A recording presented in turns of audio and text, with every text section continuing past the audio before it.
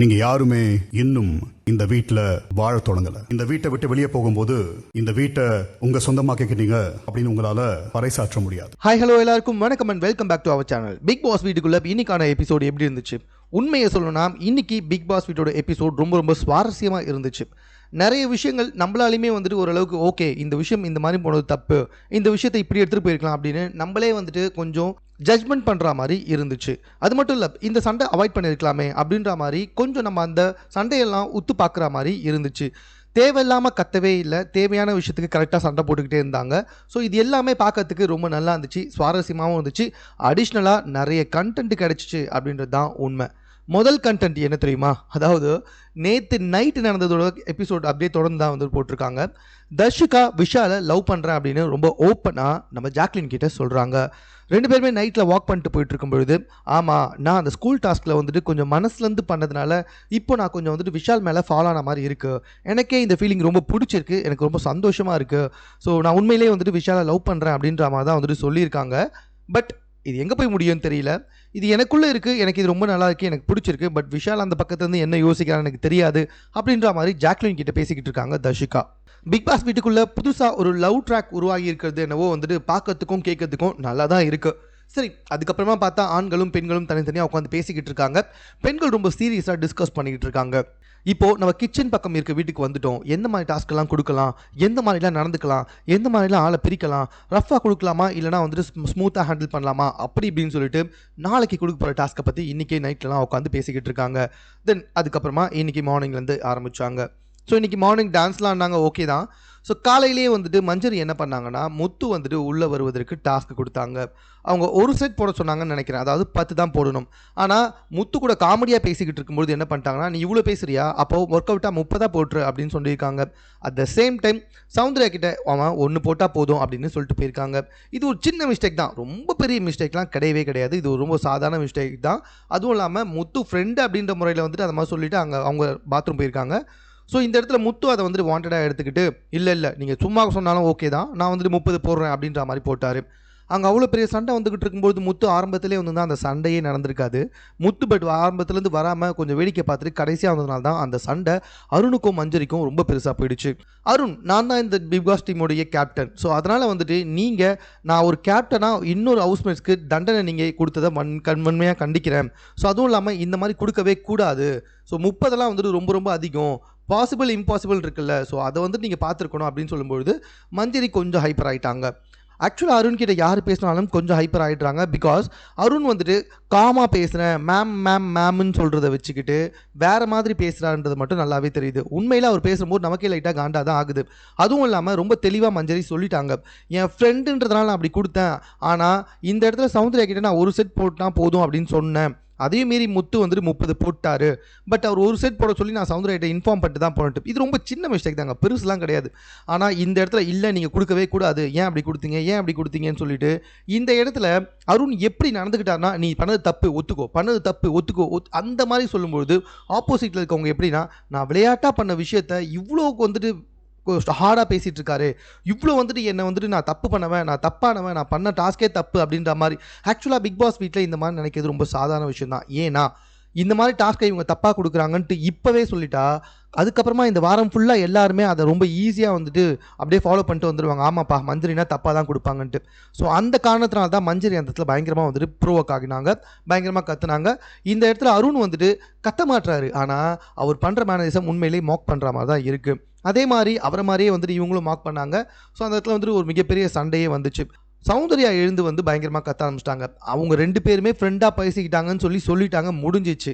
அதுக்கப்புறம் நீ ஏன் இது மாதிரி குழப்பிட்டு இருக்க அப்படின்ற மாதிரி அருணை கத்த ஆரம்பிச்சிட்டாங்க. ஸோ உண்மை என்ன அப்படின்னு சொல்லி பார்த்தீங்கன்னா, நான் கேப்டன் நான் சொல்லுவேன்னு சொல்கிறது எது வச்ச நியாயம் தெரியல. ஏன்னா அவங்க 2 பேருமே ஆமாம் இது காமெடியாக பண்ணது விளையாட்டாக பண்ணது அப்படின்ற மாதிரி சொன்னதுக்கப்புறமா அவரும் போய் உள்ளே போயிருக்கக்கூடாது. பட் ஆனால் அவர் ஆஸ் அ கேப்டனாக, சரிப்பா நீங்கள் காமெடியாக பண்ணிங்களா, இந்த விஷயத்தை விட்டுருங்க, நான் இதுக்கப்புறம் சொல்கிறேன், புதுசாக ரூல்ஸ்லாம் வர வரைக்கும் நீங்கள் இந்த டாஸ்க்கை கொடுக்க தேவையில்லை அப்படின்ற மாதிரி இதை ஹேண்டில் பண்ணியிருக்கலாம். நீ பண்ணது தப்பு, நீ அப்படி பண்ணிடக்கூடாது, நீ அப்படி பண்ணிடக்கூடாது சொல்லவும் அந்த இடத்துல மஞ்சரி செம்மையாக கடுப்பாயிட்டாங்க. ஸோ இதுதான் காலையில் நடந்ததில் ரொம்ப பெரிய ஆர்குமெண்ட்டாகவே இருந்துச்சு. தென் அதுக்கப்புறமா பார்த்தீங்கன்னா கேப்டன்சி டாஸ்க் நடைபெற்றது. நமக்கு பார்க்கறதுக்கு வேணால் இந்த டாஸ்க் ரொம்ப ஈஸியானதாக இருந்திருக்கலாங்க. பட் ஆனால் இது உண்மையிலேயே ரொம்ப டஃப்பான டாஸ்க்கு. கிட்டத்தட்ட 1.5 மணி நேரத்துக்கு மேலே வாயில் ஸ்பூனை வச்சுக்கிட்டு லெமனை வந்துட்டு அதில் வச்சு அது கீழே விழாமல் பார்த்துக்கிறது அப்படின்றது சாதாரண விஷயம் கிடையாது. 1.5 மணி நேரத்துக்கு மேலே இந்த டாஸ்க் நடந்தது. பிக் பாஸே வந்துட்டு அதை பார்த்துட்டு இவ்வளோ டஃப்பாக போனதுனால அடிஷ்னலாக கொடுத்த டாஸ்க்கை நான் கேன்சல் பண்ணுறேன் அப்படின்னு சொல்லியிருக்காரு. அண்ட் தென் வந்துட்டு பார்த்தீங்கன்னா அருண் மற்றும் மஞ்சரி இவங்க 2 பேருக்கும் நடுவில் நடந்த சண்டைக்கு அப்புறமா இந்த கேப்டன்சி டாஸ்க் நடந்ததுனால மஞ்சரி தோற்றுருவோம் அப்படின்னு சொல்லிட்டு தான் நம்ம எதிர்பார்த்தோம். பட் ஆனால் அன்ஃபார்ச்சுனேட்லி மஞ்சரி தான் ஜெயிச்சாங்க. விஷால் ஓவர் கான்ஃபிடன்ஸில் தோத்தா மாதிரி தான் இருந்துச்சு. 2 பேருமே கிட்டத்தட்ட பயங்கரமாக விளையாடினாங்க அப்படின்றதுல மட்டும் எந்த டவுட்டுமே கிடையாது. அது மட்டும் கிடையாதுங்க. ஸோ மஞ்சரி வந்துட்டு பயங்கர எக்ஸைட் ஆகிட்டாங்க. ஏன்னா அருண் வந்துட்டு காலையிலே நீங்கள் கேப்டன் ஆனா அப்படின்ற மாதிரி சொல்லிட்டு இருந்தார்ல. ஸோ உண்மையிலே இவங்க கேப்டன் ஆனதில் மஞ்சரிக்கு பயங்கர சந்தோஷன்றது ரொம்ப தெளிவாகவே தெரிஞ்சுது. தென் அதுக்கப்புறமா எல்லாரையுமே கூப்பிட்டு வச்சு பிக் பாஸ் உரின்னு உரிச்சாரு. இந்த வீட்டில் ஒழுக்கம் கொஞ்சம் கூட கிடையாது. ஒரு காரணத்துக்காக தான் சரியான டைமில் வந்து நாங்கள் கார்டன் ஏரியாவுக்கு வாங்க அப்படின்னு கூப்பிடுறோம். ஆனால் யாருமே வர்றது கிடையாது. ஒழுக்கத்தை சரியாக கீப்பப் பண்ணுறதே கிடையாது. அதுக்கப்புறமா நான் என்னோட ஃபீட்பேக்கை சொல்கிறேன். இந்த வீட்டை பொறுத்த வரைக்கும் யாரும் இந்த வீட்டில் இன்னும் வாழ ஆரம்பிக்கவே கிடையாது. எல்லாருமே ஜஸ்ட் ஒரு ட்ராவல் பண்ணிட்டு போகிற மாதிரி தான் இருக்கீங்க. யாருக்குமே இந்த வீட்டை விட்டு போகிறப்ப இந்த வீட்டில் நீங்கள் வாழ்ந்தீங்க அப்படின்னு சொல்கிறதுக்கு ரைட்ஸே இல்லாத மாதிரி தான் நீங்கள் வாழ்ந்துக்கிட்டு இருக்கீங்க. இது வரைக்கும் யாருமே ஓப்பன் அப் பண்ணவே இல்லை அப்படின்ற மாதிரி பிக் பாஸ் நல்லா உரின்னு உரிச்சாரு. ஒழுக்கத்தை பற்றியும் வந்துட்டு பயங்கரமாக பேசிட்டாரு. எல்லாருமே சமகாண்டாயிட்டாங்க. தினம் வந்துட்டு பார்த்தீங்கன்னா ஸ்வாப்பிங். போன வாரம் வந்துட்டு ஆண்கள்லேருந்து பெண்கள் அன்னைக்கு போனவங்களும் பெண்கள்லேருந்து ஆண்கள் அன்னைக்கு போனவங்களும் மாறணும், மறுபடியும் வந்துட்டு பழைய இடத்துக்கே வரணும். ஸோ அதே மாதிரி வந்துட்டு பார்த்தீங்கன்னா அன்ஷிதா மறுபடியும் பெண்கள் அணிக்கு வந்தாங்க. ராயன் வந்துட்டு மறுபடியும் ஆண்கள் அணிக்கு போனாங்க. அட் த சேம் டைம் இந்த வாரம் யார் வந்துட்டு பெண்கள் அணிலேருந்து ஆண்கள் அணிக்கு போக போகிறது, ஆண்கள் அணிலேருந்து பெண்கள் அணிக்கு போக போகிறது, மிகப்பெரிய ஆர்கியூமெண்ட்க்கு அப்புறமா வந்துட்டு ஆனந்தி அவர்கள் பெண்கள் அணிலேருந்து ஆண்கள் அணிக்கு போகிறாங்க. அதே மாதிரி சத்யா அவர்கள் ஆண்கள் அணிலேருந்து பெண்கள் அணிக்கு போகிறாங்க. ஸோ கேப்டன்சி டாஸ்க் முடிஞ்சுது, ஸ்வாப்பிங்கும் முடிஞ்சுது. ஆப்வியஸாக அதுக்கப்புறமா என்ன நடக்கும்? நாமினேஷன் தாங்க. ஸோ நாமினேஷனில் கிட்டத்தட்ட எல்லாருமே ஒரு சரியான காரணத்தை சொல்லி தான் நாமினேட் பண்ணாங்கன்னு நினைக்கிறேன். நீங்கள் கொஞ்சம் யோசிச்சு பாருங்களேன். கிட்டத்தட்ட நாமினேஷன் ஆனவங்களாக இருக்கட்டும், வீட்டில் கம்பேர் பண்ணி பார்த்தா நிறைய பேர் சும்மாவே உட்காந்துக்கிட்டு இருக்காங்க. ஃபார் எக்ஸாம்பிள் பார்த்தீங்கன்னா கிட்டத்தட்ட 1வது நாள்லேருந்து இப்போ 43வது நாள் வரைக்கும் ரஞ்சித் அவர்கள் சாமின்னு சொன்ன தவிர வேறு எதுவுமே பண்ணல. கொஞ்சம் கூட சுவாரஸ்யம் இருக்கா மாதிரியும் தெரியல. அவரெல்லாம் ஈஸியாக பிக் பாஸ் வீட்டை விட்டு அனுப்பணும். பட் யாருக்குமே அந்த மாதிரி தோணலை. எல்லாருமே வந்துட்டு ஏதோ காரணத்தை சொல்லி தனக்கு பிடிக்காதவங்க தான் நாமினேட் இப்போ வரைக்கும் பண்ணிக்கிட்டு இருக்காங்க. நல்லாவே தெரிஞ்சுது. அந்த வகையில் டேரெக்டாக நாமினேட் பண்ண அன்ஷிதா வந்துட்டு டேரக்ட் நாமினேஷன் பவர் அவங்களுக்கு இருந்துச்சு. அவங்க முத்துவை நாமினேட் பண்ணாங்க. ரொம்ப சப்ப காரணம், ரொம்ப ஸ்ட்ராங் பிளேயராக, ஆனால் யாருமே பேச விட மாட்டாரு அப்படின்ற மாதிரி நாமினேட் பண்ணாங்க. ராயன் வந்துட்டு வர்ஷினியை நார்மலான ஒரு காரணத்தை சொல்லி நாமினேட் பண்ணாங்க. தென் அதுக்கப்புறமா பார்த்தீங்கன்னா மஞ்சரி ராயன் அருணை நாமினேட் பண்ணாங்க. தீபக் சாச்சனா மற்றும் தர்ஷிகாவை நாமினேட் பண்ணாங்க. முத்து தர்ஷிகா மற்றும் பவித்ராவை நாமினேட் பண்ணாங்க. வர்ஷினி சிவா மற்றும் ராணவ், ஜாக்லின் அருண் மற்றும் விஷால், சௌந்தர்யா அருண் மற்றும் ராணவ், ஆனந்தி தீபக் மற்றும் ரயான், தர்ஷிகா சிவா மற்றும் ரஞ்சித். அருண் வந்துட்டு பார்த்தீங்கன்னா ஜாக் மற்றும் சௌந்தர்யா. இதில் தர்ஷிகா பண்ணதை கண்டிப்பாக நோட் பண்ணணும். சிவா அண்ட் ரஞ்சித் இவங்க 2 பேருமே கண்டிப்பாக சுவாரஸ்யம் இல்லாத பிளேயர்ஸ் தான். அதுவும் ரஞ்சித் அவர்கள்லாம் அப்பட்டமாக நடிக்கிறான்றது தெளிவாக தெரியுது. இவங்களை தவிர்த்து வேறு யாருமே ஒழுங்காக பண்ணலன்றதும் இங்கே தெளிவாக தெரிஞ்சுது. ராணவ், அன்ஷிதா, ஜாக்லின், ஜெஃப்ரி, சாச்சனா மற்றும் பவித்ரா, சாச்சனா சிவா மற்றும் ராயன, விஷால் வந்துட்டு சௌந்தர்யா மற்றும் ஜாக்லின், பவித்ரா வந்துட்டு விஷால் மற்றும் சத்யா வந்துட்டு சௌந்தர்யா மற்றும் ஆனந்தி, ரஞ்சித் அவர்கள் ஆனந்தி மற்றும் சௌந்தர்யா, சிவா அவர்கள் ஆனந்தி மற்றும் பவித்ரா. இவங்களெல்லாம் நாமினேட் பண்ணாங்க. கொஞ்சம் ஸ்லோவாக கேட்டு பாருங்கள், நான் சொன்னது எல்லாமே உங்களுக்கு தெரிஞ்சிடும். ஸோ ஃபைனலாக பார்த்தீங்கன்னா இந்த வாரம் 13 பேர் நாமினேட் ஆகியிருக்காங்க. முத்து, வர்ஷினி, சௌந்தர்யா, ஜாக்லின், அருண், விஷால், சாச்சனா, ஆனந்தி, ரயான், சிவகுமார், ராணவ், தர்ஷிகா மற்றும் பவித்ரா. இதில் சௌந்தர்யா, ஜாக்லின், அருண், சாச்சனா மற்றும் முத்து இவங்க அடிக்கடிக்கு வந்து போகிறதுனால கன்ஃபார்மாக இவங்களுக்கு ஒன்றும் பெருசாக பாதிப்பு இருக்காதுன்னு நினைக்கிறேன். ஸோ இந்த வாரம் யார் வெளியே போக போகிறாங்க அப்படின்றத பொறுத்து வந்து பார்க்கலாம். தென் அதுக்கப்புறமா தான் வந்துட்டு பார்த்தீங்கன்னா முக்கியமான டாஸ்க் கொடுக்கப்பட்டுச்சு. ஸோ இந்த வாரத்துக்கான ஷாப்பிங் டாஸ்க் கொடுக்கப்பட்டுச்சு. இந்த டாஸ்க்கை பண்ணுறதுக்கு ஒவ்வொரு அணிலிருந்தும் 6 பேர் வரணுங்க. அதாவது 6 பேரில் 3 பேர் உட்காந்துட்டு இருக்கணும், 3 பேர் பனானாவை ஊட்டி உரத்தில் இருக்கணும். அதே மாதிரி தான் ஆப்போசிட் அணிக்கும். ஸோ பார்த்தீங்கன்னா 3 பேர் பெண்கள் அணிலேருந்தும் 3 பேர் ஆண்கள் அணிலேருந்தும் உட்காந்துக்கிட்டு இருப்பாங்க கண்ணை கட்டிக்கிட்டு. அதே மாதிரி 3 பேர் ஆண்கள் அணிலேருந்து 3 பேர் பெண்கள் அணிலேருந்து கண்ணை கட்டிக்கிட்டு பனானாவை உரித்து ஒரு கையால் எதையுமே பார்க்காம அவங்க கண்ணும் மூடிதான் இருக்கும், எடுத்துகிட்டு போயிட்டு ஆப்போசிட்டில் இருக்கவங்களுக்கு ஊட்டி விடணும். ஸோ எல்லாம் யோசிச்சு பாருங்களேன், ஆண்கள் அணி பெண்கள் அணி இவங்க 2 பேர் எல்லாருமே கண்ணை கட்டிட்டு தான் இருக்காங்க. 12 பேருமே சத்தமே போடக்கூடாது. யாருக்கு வேணாலும் ஊட்டி விடுற மாதிரி தான் அமையும். ஏன்னா கண்ணை கட்டிட்டு நடந்து போகிறாங்கல்ல, அதனால் எந்த டீம் அதிகமான வந்துட்டு பனானாவை சாப்பிட்ருக்காங்களோ அவங்களுக்கு தான் ஷாப்பிங் பட்ஜெட் அதிகமாக கிடைக்கும். ஒவ்வொரு பனானாவுக்கும் 1000 மதிப்பெண்கள் கொடுக்கப்பட்டுச்சு.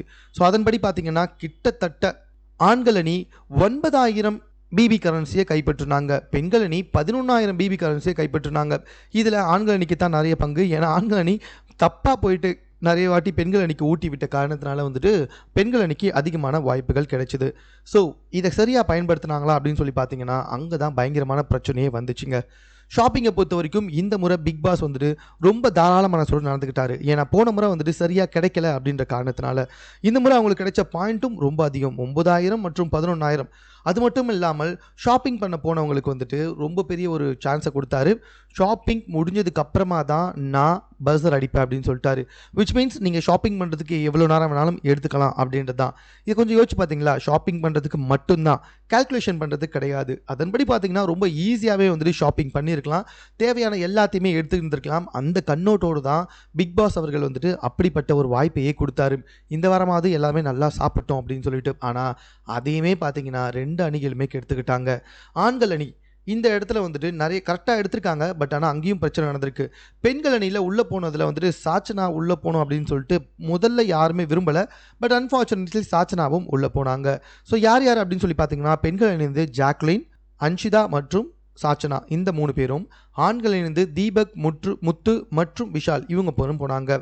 ஸோ இந்த இடத்துல என்னாச்சு அப்படின்னு சொல்லி பார்த்தீங்கன்னா இவங்க கால்குலேஷன் போகிறதுக்கும் டைம் நிறைய எடுத்துக்கிட்டாங்க. ஸோ டைம் இப்போ கம்மியாகிட்டே வந்துச்சு. டிக்குன்னு கம்மியாகிட்டு வரும்பொழுது எல்லாத்தையும் எடுத்து வெளியே வைக்க வேண்டியதாக இருந்துச்சு.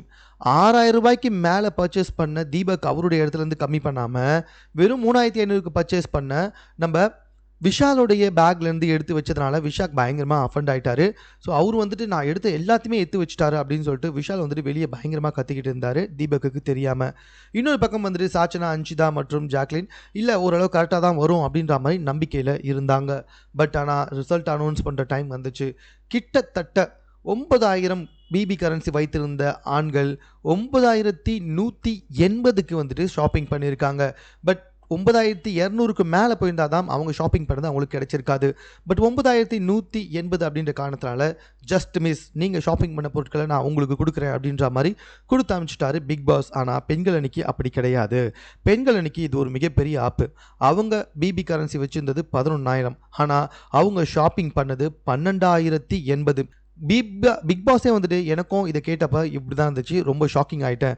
அது மட்டும் இல்லை, ஜாம் பாக்கெட் மட்டுமே கிட்டத்தட்ட 6 பாட்டில் எடுத்து வச்சுருக்கீங்க, ஐ யூ கிடிங் மீ அப்படின்ற மாதிரி பிக் பாஸே வந்துட்டு கேள்வி கேட்டார். இந்த ஜாம் பாட்டில் விஷயம் வந்துட்டு இப்போ வரைக்கும் மர்மமாகவே இருக்குது. ஏன்னா சாச்சனா 1 தான் எடுத்துன்றாங்க, அன்ஷிதா 2 எடுத்துன்றாங்க, ஜாக்லின் 2 எடுத்துன்றாங்க. அவங்களுக்குள்ள கொஞ்சம் கூட கோஆர்டினேஷனே கிடையாது. உள்ளே போகும்போதும் சரி அந்த டீமோடைய செலக்டிவ் வந்துட்டு ரொம்பவே டிஃபிகல்ட்டாக தான் இருந்துச்சு. எப்படியோ ஒரு மனதாக தான் போயிருக்காங்க. பட் ஆனால் அவங்களுக்குள்ள கொஞ்சம் கூட கோஆர்டினேஷனே இல்லாமல் இவ்வளோ தப்பாக பண்ணியிருக்காங்க. அது மட்டும் இல்லைங்க, அன்ஷிதா வந்துட்டு அவங்களுக்கு நல்லா சமைக்க தெரியும், தேவையானது விஷயம் தான் எடுப்பேன்னு சொல்லியிருந்தாங்க. பட் அவங்களுமே வந்துட்டு தப்பாக தான் எடுத்திருக்காங்க. அவங்களுக்குள்ள கால்குலேஷனுமே கிடையாது, ஒற்றுமையும் இல்லாத காரணத்தினால அவங்களுக்கான பொருள் அவங்களுக்கு கொடுக்கப்படாது. பிக் பாஸ் என்ன அனுப்புகிறாரோ அதை வச்சு தான் அவங்க இந்த வாரத்தை ஓட்டணும். அது மட்டும் இல்லை, பிக் பாஸ் கடைசியாக மறுபடியும் ஒரு வார்னிங் கூட கொடுத்துருந்தாரு. என்ன அப்படின்னு சொல்லி பார்த்தீங்கன்னா, இந்த பிக் பாஸ் வீட்டை பொறுத்த வரைக்கும் இப்போவும் நான் சொல்கிறேன், நீங்கள் இன்னும் வாழ ஆரம்பிக்கவே இல்லை.